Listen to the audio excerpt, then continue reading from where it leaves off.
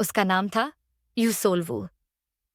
दुनिया में नजरों के कई मतलब होते हैं, प्यार, मुस्कान, खुशी, अजनबीपन या सतर्कता। लेकिन सोल्वू को अक्सर दो ही तरह की नजरों का सामना करना पड़ता, या तो दया भरी नजर या डर से भरी हुई। कभी कभी तो नफरत भी, क्योंकि सियोल्वू बाकी लोगों से बिल्कुल अलग थी। वो भूत देख सकती थी। ना कोई एक्सीडेंट हुआ था, ना कोई हादसा। बस उसमें बचपन से ही ये एबिलिटी थी। जब उसकी माँ उसे छोड़कर चली गई, तब वो चलना भी नहीं जानती थी। उसके बाद कुछ रिलेटिव्स ने उसे पाला, जिससे वो जिंदा रह सकी, पर उससे ज्यादा कुछ नहीं। हर बार जब वो हार मानने की सोचती, भूत उसके आसपास आकर हंसते और फिर वो उठ खड़ी होती। जो जरूरी होता वो करती। सर्दियों में जब ठंड से जान निकलती लगती और गर्मियों में जब शरीर भी साथ छोड़ देता, सियोल वो सब सहती रही।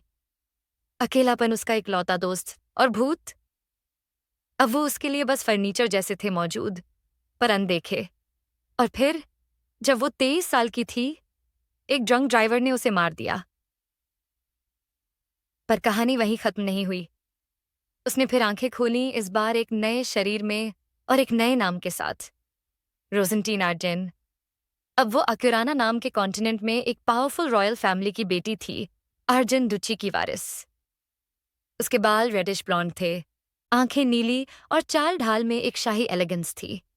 सब कहते वो एक परफेक्ट नोबल लेडी है, लेकिन अंदर से वो अब भी यू स्योल्वू ही थी।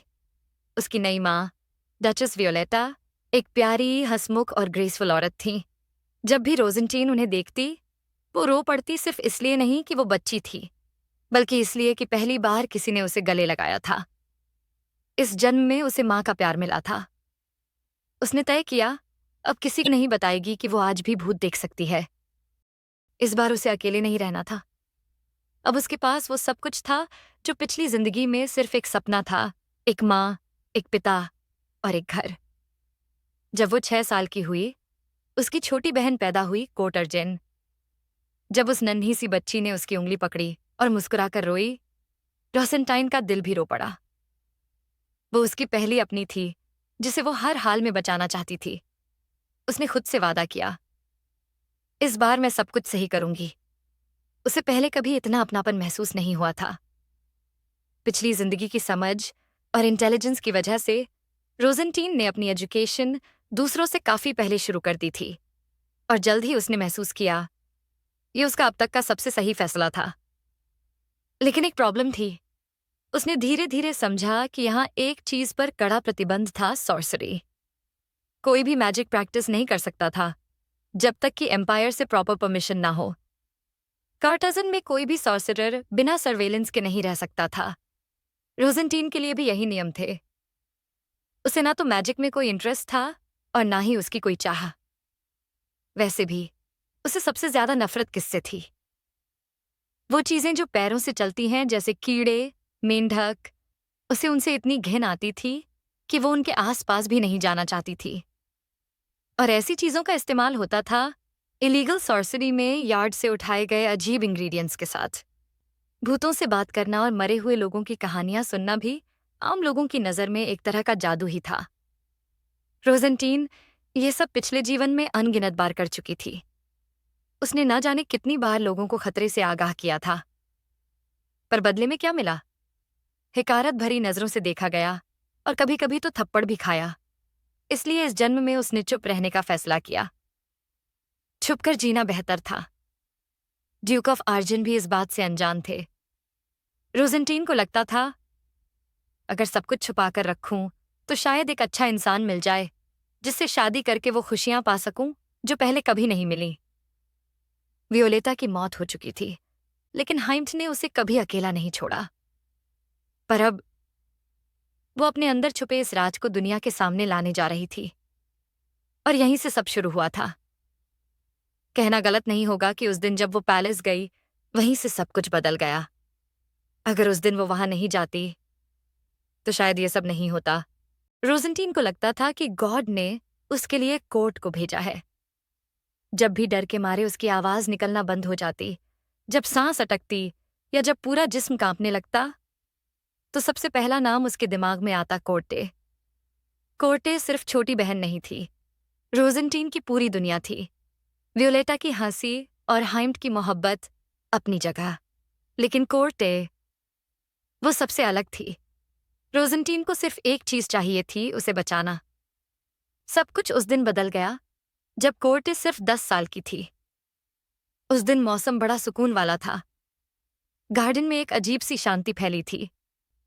कोर्टे की आवाज ने उस चुप्पी को तोड़ा। सिस, सिस।